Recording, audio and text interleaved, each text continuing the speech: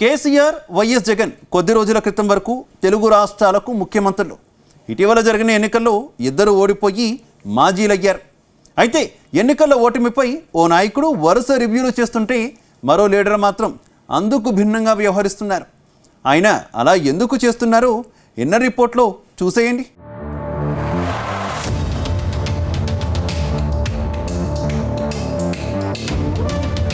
ఆంధ్రప్రదేశ్ ఎన్నికల్లో వైనాట్ 175 అంటూ జనాల్లోకి వెళ్లి వైసీపీ చతికిల పడింది. రెండవసారి అధికారంలోకి వస్తామని ఆశించిన జగన్ అంచనాలన్నీ తలకిందులయ్యాయి. గత ఎన్నికల్లో 151 సీట్లు సాధించిన వైసీపీ ఈసారి కేవలం 11 సీట్లు మాత్రమే సాధించి ప్రతిపక్ష హోదాని కూడా పొందలేకపోయింది.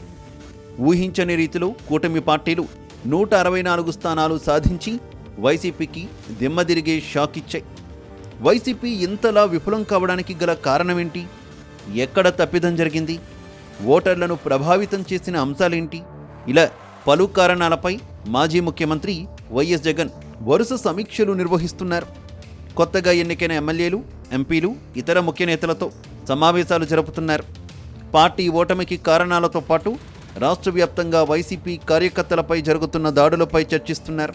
పార్టీ కార్యకర్తలకు అండగా నిలిచి వారికి పార్టీ అండగా ఉంటుందని భరోసా కల్పించే ప్రయత్నం చేస్తున్నారు.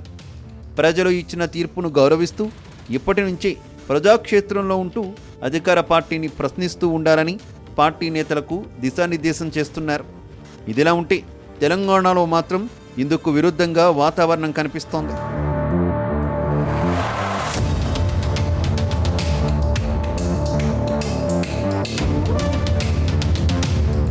ఆంధ్రప్రదేశ్లో అధికార వైసీపీ చిత్తుచిత్తుగా ఓడిపోయింది. అయినా నేతలకు భరోసా కల్పించే పని చేస్తున్నారు జగన్. ఓటమిపై కారణాలను అన్వేషిస్తూ వరుస సమీక్షలు నిర్వహిస్తున్నారు. అయితే తెలంగాణలో మాత్రం ఇందుకు విరుద్ధంగా కేసీఆర్ తీరు ఉందని రాజకీయ వర్గాల్లో చర్చ నడుస్తోంది. మాజీ సీఎం కేసీఆర్ ఇప్పటి వరకు ఓటమికి గల కారణాలపై ఎలాంటి సమీక్షలు నిర్వహించకపోవడం అందరినీ ఆశ్చర్యానికి గురిచేస్తోంది. 10 ఏళ్ల పాటు అధికారంలో ఉండి ముచ్చటగా మూడోసారి అధికారంలోకి రావాలనుకున్న బీఆర్ఎస్ పార్టీ 6 నెలల క్రితం జరిగిన అసెంబ్లీ ఎన్నికల్లో 39 సీట్లు మాత్రమే గెలిచింది. గత నెలలో జరిగిన పార్లమెంటు ఎన్నికల్లో బీఆర్ఎస్ ఖాతా కూడా తెరవలేదు. అసెంబ్లీ ఎన్నికల ఓటమి తర్వాత బీఆర్ఎస్ అధినేత కేసీఆర్ ఓటమికి గల కారణాలపై ఎలాంటి సమీక్షలు జరపకుండా కేవలం కాంగ్రెస్ పార్టీ ప్రకటించిన 6 గ్యారంటీలను విమర్శిస్తూ పార్లమెంటు ఎన్నికల్లో ఘోరంగా విఫలమయ్యారు. అయితే ఎన్నికల ఫలితాల తర్వాత కూడా కేసీఆర్ ఎలాంటి సమీక్షలు చేయకపోవడం పలు సందేహాలకు తావిస్తోంది. బీఆర్ఎస్ కార్యక్రమాల్లోనూ కేటీఆర్, హరీష్ రావులు మాత్రమే పాల్గొంటున్నారు. అసెంబ్లీ, పార్లమెంటు ఎన్నికల ఓటమి తర్వాత మాజీ CM KCR ఎర్రవల్లిలోని form హౌస్కు పరిమితమయ్యారని BRS వర్గాలంటున్నాయి.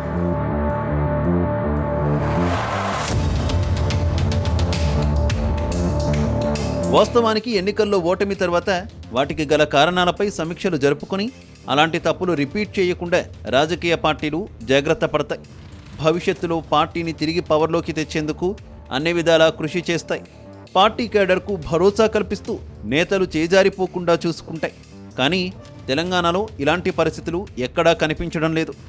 మొక్కుబడికి KCR ఎన్నికల్లో ఓటమి తర్వాత 1-2 సార్లు నేతలతో సమావేశమయ్యారు. ఆ తర్వాత కేసీఆర్ ఎలాంటి సమీక్షలు చేయడం లేదు. పార్టీ రూలింగ్ ఉండగా అంతా తామే అన్నట్టుగా వ్యవహరించిన వర్కింగ్ ప్రెసిడెంట్ కేటీఆర్, మాజీ మంత్రి హరీష్ రావు కూడా సైలెంట్ అయిపోయారు. పార్టీలో ప్రస్తుత పరిస్థితులు కేడర్కు భరోసా కల్పించే విషయంపై ఎలాంటి సమీక్షలు చేయడం లేదు. దీంతో కేడర్ కూడా అయోమయంలో పడినట్టు తెలుస్తోంది. పార్టీ అధినేతని ఏమీ పట్టనట్టుగా వ్యవహరిస్తుండడంతో ఏం చేయాలో తోచక దిక్కులు చూస్తున్నారని సమాచారం. ఏదైనా అవకాశం వస్తే జంప్ కావాలని కొందరు నేతలు యోచిస్తున్నట్టు పార్టీలో జోరుగా ప్రచారం జరుగుతోంది.